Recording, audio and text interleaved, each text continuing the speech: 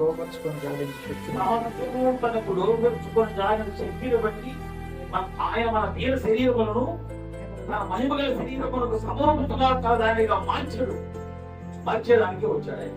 అంటే ఈ దరిద్రం శరీరాన్ని, ఈ పనికిరాని శరీరాన్ని పనికొచ్చే శరీరముగా, మహిమాన్వితమైన శరీరముగా మార్చడానికి ఆయన సశరీరుడుగా ఈ లోకానికి రావాల్సి వచ్చింది.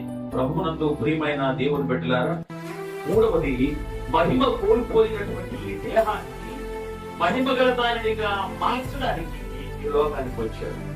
మహిమ కలిగి కోల్పోయినటువంటి ఈ దేహాన్ని మహిమ కలిగినటువంటి దేహముగా మార్చడానికి ఈ లోకానికి వచ్చాడు. అదే ఇన్కార్నేషన్. దానికోసం ఇన్కార్నేషన్ అవసరమైంది. అంటే ఆయన అనంతమైనటువంటి దేవుడు, వాక్కైనటువంటి దేవుడు మితమైనటువంటి శరీరాన్ని ధరించుకొని మానవుడుగా తనకున్నటువంటి భాగ్యాన్ని విడిచిపెట్టి ఈ లోకంలో మానవుడుగా జన్మిస్తేనే కానీ ఆయన మన కోసం సముపార్జించిన లేకపోతే సిద్ధపరిచిన ప్రతి ఆధిక్యతను మనం పొందుకోలేదు. దానికోసం ఆయనకు వచ్చింది, లోకానికి వచ్చింది. భక్తుడైనటువంటి కనిష్టమైనటువంటి ఆయన అంటాడు, ఆయన ఏమంటాడంటే, మానవ కుమారులను దైవ కుమారుడుగా చేయడానికి దైవ కుమారుడు మానవ కుమారుడు అయ్యను అంటాడు.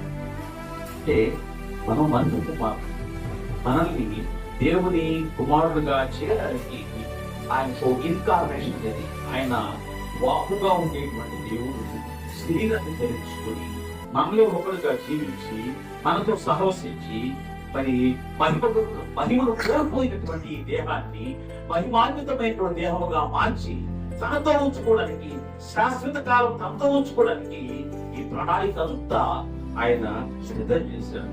అందుకే the old became flesh and blood అన్నమాట. అందుకే ఆయన మానవ శరీరాన్ని ధరించుకోవాల్సి వచ్చింది, మనుషుల పనులకు వచ్చింది. లేకపోతే ఆయన ఒక దేవతా రూపము, లేకపోతే ఒక సింహ రూపము, అందరూ భయపడేటట్టుగా రూపాన్ని ధరించుకుంటగలిగాడు.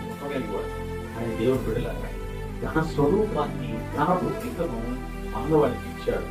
మన మనిషి ఎలా సృష్టించబడ్డాడు అంటే తన పోలికలో, తన స్వరూపంలో మానవుని నిర్మించి చివరకు ఆయనే దిగి వచ్చి ఒక సాధారణమైనటువంటి సగటు మానవుడుగా, ఒక పేదవాడుగా, ఒక దారిద్ర్యాన్ని అనుభవించినటువంటి వ్యక్తిగా ఆయన మనతో కలిసి జీవించినాడు.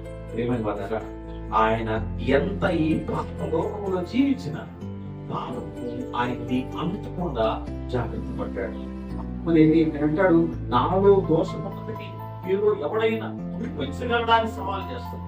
ప్రేమైన వారా, మనం ఉండాలని ఆయన ఇష్టపడి మానవ శరీరాన్ని ధరించి ఎందుకు సాధ్యం కాదు, మనం అందరం అనుకుంటా ఉండే మాటే, ఇది మనిషికి అసాధ్యం, దేవుడికి సాధ్యం కదా, సమస్తము సాధ్యమే కదా.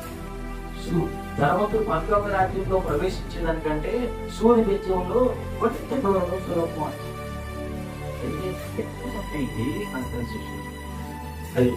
అసలు దేవుడికి సమస్తం సాధ్యమే. అసాధ్యమైనటువంటి దాన్ని సుసాధ్యం చేయడానికి ఆయన మానవ శరీరాన్ని ధరించుకున్నాడు. అంటే యేసు ప్రభు ఎలా జీవించాడు, ఎలా ఆయన పాపాన్ని జయించినాడు, ఎలా పరిశుద్ధంగా ఉన్నాడు, మానవ మధ్య జీవించిన ఎలా ఉండగలిగినాడు. అందుకే ఆయన కొంచెం టైటిల్ ఏంటి, ఆయన తిన్నాడు తాగాడు కాబట్టి తిరుగుతారు. యోహాను తినలేదు తాగలేదు కాబట్టి పిచ్చోడు ఎవరు సన్యాసి లోకం ఏదే అంటారు. కానీ ఆయన మన కోసం నిర్దేశించినటువంటి ఈ జీవితాన్ని మనము తీర్చి గ్రహించగలిగితే, ఆయన ఎందుకు మానవ రూపాన్ని ధరించుకున్నాడో మనం అర్థం చేసుకుంటే, ఆయన అడుగుదారులో నడిచి ఆయన మన కోసం సిద్ధపరిచినటువంటి స్వాస్థ్యాన్ని మనం పొందుకోవడానికి వీలు. ఈ మూడు మాటలు ఒకసారి పునశ్చరణ చేసుకుంటాం. నిష్ప్రయోజనమైనటువంటి శరీరాన్ని ప్రయోజనకరమైన దానిగా చేయడానికి ఆయన మానవ శరీరాన్ని ధరించారు. రెండవది, మరణానికి వెళ్ళేటువంటి వెళ్ళవలసిన ఈ దేహాన్ని ఆయన విడిపించి మహిమలో జీవంలోకి ప్రవేశపెట్టడానికి ఆయన మానవ శరీరాన్ని ధరించాడు. మహిమ కోల్పోయినటువంటి ఈ దేహాన్ని మహిమ గల దానిగా మార్చడానికి మానవ శరీరాన్ని ధరించాడు. ప్రభువునందు ప్రియమైన దేవుని బిడ్డలారా, ఆయన రాకడలో ఉండేటువంటి ఆంతర్యాన్ని గ్రహించినటువంటి మనం భవిష్యత్తు కాలంలో ఆయనకు ప్రీతి పాత్రలుగా, ఆయన ఉద్దేశాలను అంగీకరించిన వారుగా, ఆయన వాక్యాన్ని దొంగలినటువంటి వారుగా ముందుకు సాగుతాం. అప్పుడే ఆయన ఆశ ఆలోచన మన జీవితాల్లో ఫలిస్తుంది. పరిశుద్ధాత్మ దేవుడు మనకు అతిథిగా సహాయం చేసి బలపరిచి దీవించునుగాక. ఆమేన్.